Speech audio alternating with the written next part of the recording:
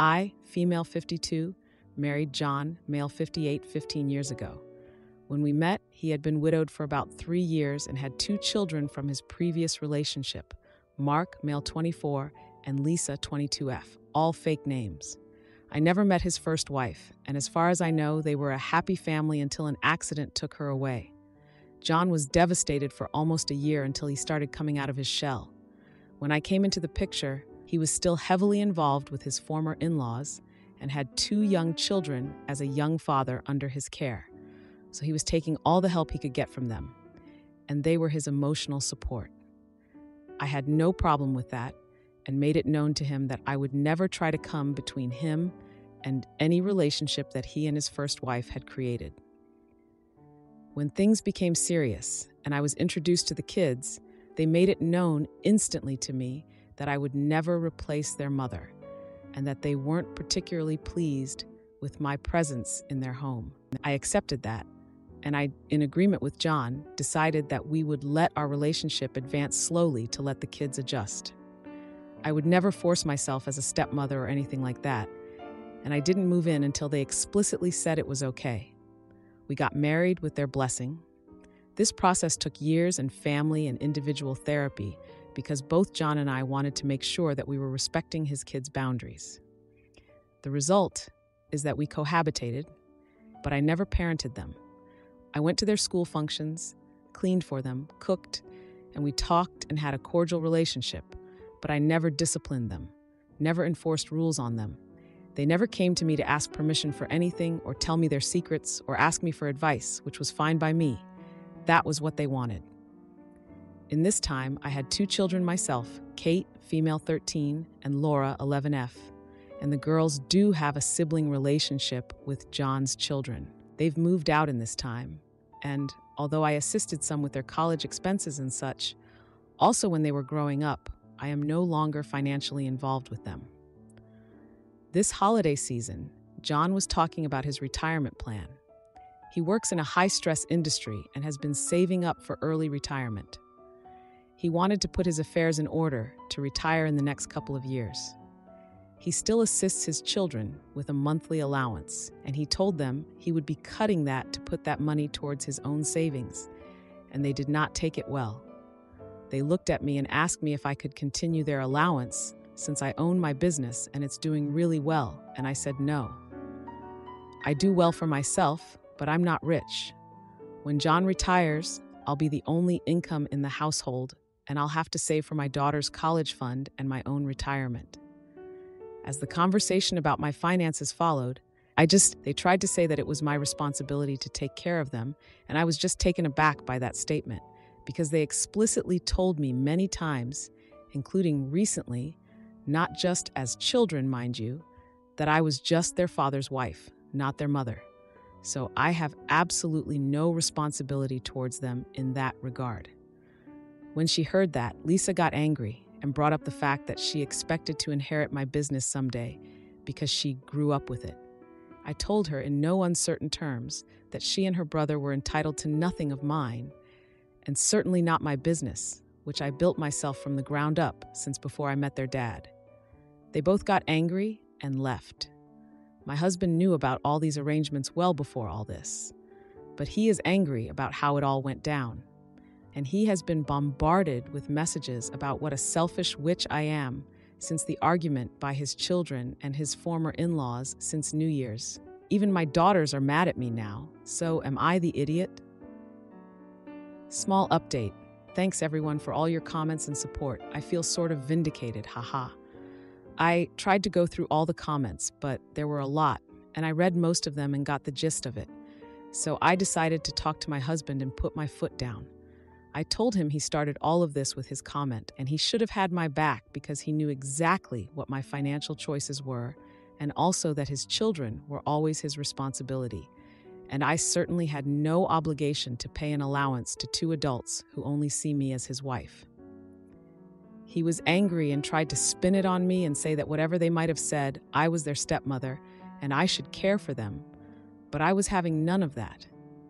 To be clear, I do love them, but not as my children, and I do not have the obligation of a mother or a stepmother to them. If they wanted me as such in their lives, they had 15 years to open their arms to me and do so, and not do it for money. We went back and forth a little, but he ended up agreeing with me, and he said he would talk to them. Maybe when he does, I'll update. I also want to talk to our girls to explain to them why the dynamics of our family are the way they are. Until now, there had never been an instance where it felt like it needed to be verbalized, and I don't really want their bond with their siblings to be broken, but I want them to understand that John's children don't see me as a mom, and honestly, I don't even know if they see me as part of the family. Thank you all again, and best wishes for the new year. Now, for a few comments before the update. Comment 1. I don't understand why you would need to be financially supporting a 22 and 24-year-old. Regardless of the relationship, why is anyone involving your younger two daughters in a financial discussion? They are 13 and 11 and have zero idea about how the world works. Lastly, why is your husband, who is the one who is stopping the money train, mad at you? I feel like I've taken crazy pills reading your posts, so I can only imagine how you are feeling. Not the idiot, but your family sucks. Comment 2. Not the idiot. Did you realize you've somehow become the bad guy because their dad is cutting off their cash flow for his own very reasonable purposes? He's jumping on board with being angry at you because it takes the heat off of him. Lisa and Mark are throwing a tantrum, but they don't want to be mad at their dad, so they turned it around on you, someone who they intentionally never welcomed as family. Now, for the update. Hey everyone, thanks for all the support on my last post. It's been a rough few days, and I've got quite the update for you. After the blowout with John's kids, things went from tense to downright icy. John did talk to Mark and Lisa like he said he would, but it didn't go as planned. He tried to explain my side, but they doubled down, accusing me of turning him against them. It was a mess, and John came home looking defeated. He's been sleeping in the guest room since, and we're barely speaking. I sat down with Kate and Laura to clear the air. They were confused and hurt, feeling caught in the middle of a family feud they didn't understand. I explained that while I cared for Mark and Lisa, our relationship was complicated. I thought they got it, but kids overhear things, and they'd picked up on the tension. The next day, I got a call from Lisa. She wanted to meet, just the two of us. I agreed, hoping we could find some common ground. We met at a coffee shop, and it started civil enough until she dropped a bombshell. Lisa confessed that she'd always hoped I would be more of a mother to her, despite what she'd said. She felt abandoned all over again when I had my own kids and thought I'd favor them over her and Mark. It was a lot to take in, and I didn't know what to say. I had tried to respect their boundaries, but it seemed like it had backfired. I was still reeling from that conversation when Mark showed up at my business the next day. He was furious, accusing me of manipulating Lisa and causing a rift between him and his sister. Before I could even respond, he revealed that he'd been struggling financially and had hoped to rely on the inheritance from my business to get back on his feet. I was stunned. I had no idea he was in such a bad place, but it didn't change my stance on the inheritance. The confrontation with Mark was the last straw for John. He came to my office later that day, and we had it out. He said he felt caught between his kids and me, and he didn't know how to fix it. I told him that I felt like I was always the outsider, no matter how hard I tried to be part of the family.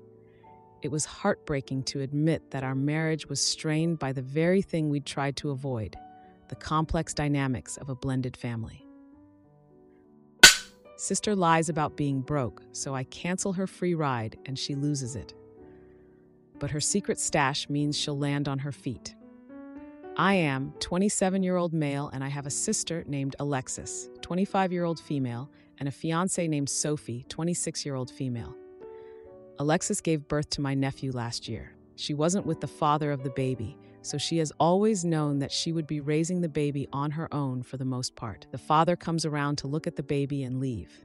He pays child support, but they agreed on the amount themselves before the baby even got here, and that amount is not nearly enough to raise a child. When Alexis was 2 weeks postpartum, she said she was having a really hard time and couldn't do this on her own anymore. The house of our parents is completely full because our other siblings still live there, so she can't go there. She asked if she could come and stay with me for a few weeks until she recovers and finds her footing with motherhood. Initially, I thought there was no way Sophie would be willing to host Alexis and the baby for an indefinite amount of time. But Sophie said she feels horrible for Alexis and would feel guilty if we didn't do all we could to help her. So Alexis moved in nearly 10 months ago now. Neither of us expected her to stay this long, but whenever we'd have a discussion with Alexis about whether she was planning on finding a place and going back to work, she'd rant about how hard motherhood is and how she cannot fathom adding something else to her plate. Don't get me wrong, I understand her. My nephew is very fussy and doesn't sleep well. But Sophie and I cannot keep living like this. We've had to adjust every aspect of our lives to accommodate her and my nephew. We live in a one-bedroom apartment, so we set up a bed and everything else in the living room for them. She asked us to put up a curtain so she can at least get some privacy. And we did. So we haven't had a living room for 10 months. We've been eating, relaxing, and doing everything else in our bedroom. We can't cook or even get a snack when the baby is asleep because there's only a curtain separating them and the kitchen. We considered giving her and my nephew the bedroom, but Sophie works from home and her entire work setup is in our room. She also can't take work calls in the living room where someone might interrupt her. Anyway, I could go on and on about how horrible this living arrangement has been, but we'll be here all night. I sat Alexis down and asked her whether or not she is making a solid plan to get a job and move out soon. She said she would never be able to afford paying rent if she works part-time. We brainstormed ideas, but nothing was good enough for her. Eventually, I told her that she needs to start looking for a solution now because this has gone on long enough. I said I'd help in any way I can, but it's been almost a year of this, and we cannot carry on like this. She's saying that she won't ever make enough to pay rent, bills, and daycare as a single mom. I suggested that she get more child support from the dad and take him to court if he refuses. She wasn't fond of the idea because she thinks it'll make him not want to see his son, and she doesn't want her son to grow up without his father. I told her if she doesn't want to take any of my suggestions, but also not think of any herself, then I'm giving her an ultimatum to get a job and move out by April 2024. She said that isn't enough time, and I'm basically going to kick them both out into the streets. I said I will help her in any way I can, but I want to move on with my life and my fiancé, and I cannot do that with this current situation. Am I the idiot? Now, for a few comments before the update. Comment 1. Not the idiot. You are giving her too much time, and if she finds a job, I guarantee she will expect that your fiancé takes care of the baby since she works from home. It's time to tell your sister to go now. She's not going to the streets. She's going back to your parents' house. You need to think about you and your fiancé's future. Making her pay to have your lazy sister doing nothing all day is not right. Having a baby can be very difficult, but it was your sister's decision, and at the end of the day, the person she should be asking for help is the father of the baby, not you. Comment 2. Not the idiot. She needs to apply for government benefits and take her sperm donor to court so she can try to get on her feet. You've been overly accommodating in a living situation that's really taxing, especially when neither you nor your partner are the parents. She's taken advantage of the situation. If she didn't have you, you can bet your butt she'd be working on getting herself together. Give her the website and phone numbers, which honestly she should do herself, and tell her to get cracking. She can't hold your lives hostage forever. Now for the update. Hey Reddit, it's been a week since my last post about my sister Alexis living with me and my fiancée Sophie, and boy, do I have an update for you. Buckle up because this past week has been a roller coaster.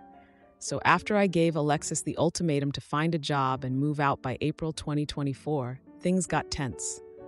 Sophie and I were trying to keep the peace, but it was clear that Alexis wasn't making any real effort to change her situation. She spent her days scrolling through her phone while Sophie and I juggled work and helping with the baby. But here's where it gets juicy. I found out that Alexis has been talking to her ex, the baby's father, behind our backs. And not just talking, she's been convincing him that Sophie and I are the bad guys for pressuring her to move out. I couldn't believe it. Alexis had been playing the victim, making us out to be the villains in her story. Sophie was devastated. She had been nothing but supportive, even sacrificing her own comfort for Alexis and my nephew. But Alexis's betrayal cut deep. Sophie had always been the one to push for helping family, even when it was hard. She grew up in a tight-knit family where you did everything for each other, no questions asked. So for her, Alexis's actions felt like a personal attack on her values. The confrontation was inevitable. Sophie and I sat down with Alexis and asked her straight up about the conversations with her ex. Alexis tried to deny it at first, but when we showed her the messages we'd seen on her phone, which she left open on the kitchen counter, she broke down. She admitted that she felt trapped and scared about being a single mom.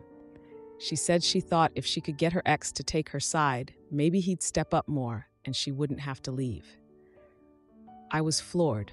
I couldn't believe she'd go to such lengths, manipulating the situation and risking our relationship with her ex, who had been pretty absent up until now. But wait, there's more. During the argument, Alexis let slip that she had been saving money, a lot of it. Turns out she had been stashing away the child support and lying about her financial situation. She had enough to get her own place, but was too scared to take the leap. Sophie and I were stunned. All this time, we thought we were helping her get on her feet, but she had been using us as a safety net while secretly planning her escape. It felt like a slap in the face, especially to Sophie, who had put her own life on hold for Alexis. The atmosphere in our tiny apartment became even more strained after that. Sophie and I had a long talk and decided that we couldn't live like this anymore. We told Alexis that she had until the end of the month to find a place and move out. We'd still help her with the move and getting settled, but she couldn't stay with us any longer. Alexis was shocked. She tried to apologize, to explain, but the trust was broken. She started looking for apartments the next day, and I have to admit, a part of me felt relieved. It was like we could finally see the light at the end of the tunnel. In the midst of all this, Sophie and I have been trying to salvage our relationship. We've been through a lot because of my family's drama. Sophie's always been the one to remind me that family is important, but she's also taught me that we need to set boundaries. It's a lesson I wish I'd learned sooner. Mother-in-law tries to control our baby's diet, but I shut it down fast. She plays the victim, but the tables turn when I very well could be overreacting here, and depending on the opinions, I will apologize if needed. I gave birth to my husband and I's first and last baby 3 months ago. We are both 30. My mother-in-law is 56. Since I gave birth, I have grown to hate this woman because of her unwanted opinions on parenting my daughter. Like coming here and telling me I can't pick my daughter up when she's crying because the baby is apparently just playing me, and I'm going to regret it when my daughter becomes a Velcro kid who won't leave me alone. She said that when my daughter was a week old, got pissed at me for ignoring her and picking up my daughter anyways, and left after shaking her head. Started bringing clothes here for my daughter that were very obviously boys, dark blue plus dark red outfits that said stuff like "Daddy's little dude" or had trucks all over it. When I commented on it, I was given a snarky, "She doesn't know what she's wearing, so I don't see why you care. Seems like a weird thing to be bothered by. It's free clothes, you should be thankful." But the thing is, she knowingly went out and bought this shoot. It's not like it was hand-me-downs or something, which would have been more acceptable in my eyes. Started saying my baby looks nothing like me, and just like her dad, I have red hair and blue eyes. My daughter has strawberry blonde and blue eyes. My husband has black hair and brown eyes. If the baby starts fussing because she's hungry, breastfed, she will take the baby and pass her to my husband, saying she just needs daddy. She then proceeds to act put off by the fact that my husband almost immediately passed her to me so I can nurse her, says I should start pumping so daddy can bond. Our daughter loves her dad, regardless of him being able to feed her. rolls her eyes and calls me a helicopter mom because I still wash my hands before holding my baby, and I honestly just hate the woman now. It's all so passive-aggressive, and I just don't want to be near her at all. My husband knows. Our communication is great, but while he knows and understands my frustration, that's still his mom, and she's not technically hurting anything. She's just pissing me off. He has told her to tone it down, though, and back off. But yesterday, I honestly just had enough. For Christmas, I was given a card with $50 in it from my husband's grandmother. She lives out of the country, and this is what she gives everyone for birthdays/holidays. My husband went and bought our daughter a play seat using the money I got. My mother-in-law insisted on going with him to get it. She's had it for about a week now. Well, my mother-in-law came here yesterday and said, "How does the baby like the seat that her daddy bought for her?" I knew it didn't really matter, but I was irritated and said, "I bought it for her. It was my money." Well, she goes, "You're not working, so it's daddy's money, actually. And he went to get it for her, so..." And I don't know. I just immediately told her to get the frick out and not come back until she learned some respect and stopped being a dumb witch for no reason. I did push it too far. I recognize that. And I did apologize for the name calling, but I don't want her here, and I'm sticking to that. My husband is irritated with me, however, because he is more pissed that I kicked her out, because in his eyes, she was acting like a witch and did deserve what I said, but didn't deserve to be kicked out and banned from the house. Now for a few comments before the update. Comment 1. Not the idiot. I'm with you on this one. You can apologize for the cursing, but the kicking out was completely justified. If your husband won't accept that you had the right to ban mother-in-law from your home, remind him that this is really about banning her from your presence due to her poor treatment of you. Unless he is expecting you and your baby to go elsewhere, that means banning her from the house. Comment 2. That's your child. She can learn to behave accordingly or get out. I agree with you 100%. Don't feel bad. Just because she is the grandmother doesn't mean she can speak with impunity. You are the care provider, and she will respect your rules or not be involved because you say so. She's probably not used to being put in her place, but you are in charge of that particular child, not her. Now, for the update. Hey everyone, thanks for all the support on my last post. It's been 3 months since I shared my story about my mother-in-law, and a lot has happened since then. After the incident with the play seat and my outburst, things got really tense at home. My husband was caught in the middle, trying to keep the peace between me and his mom.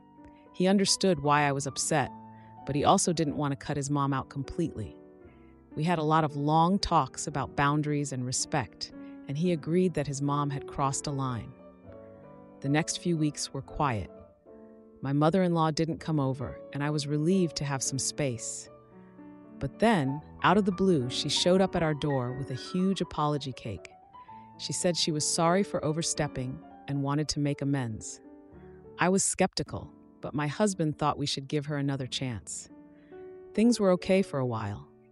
She kept her opinions to herself and even started bringing over cute little dresses for our daughter.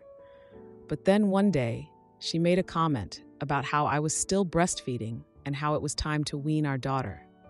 I was furious. I had just read about the benefits of extended breastfeeding and was planning to continue as long as my daughter needed. My husband stepped in this time. He told his mom that we were the parents and we would decide what was best for our daughter. She got defensive, and there was a huge argument. I thought we were back to square one. But then, something unexpected happened. My husband's grandmother called.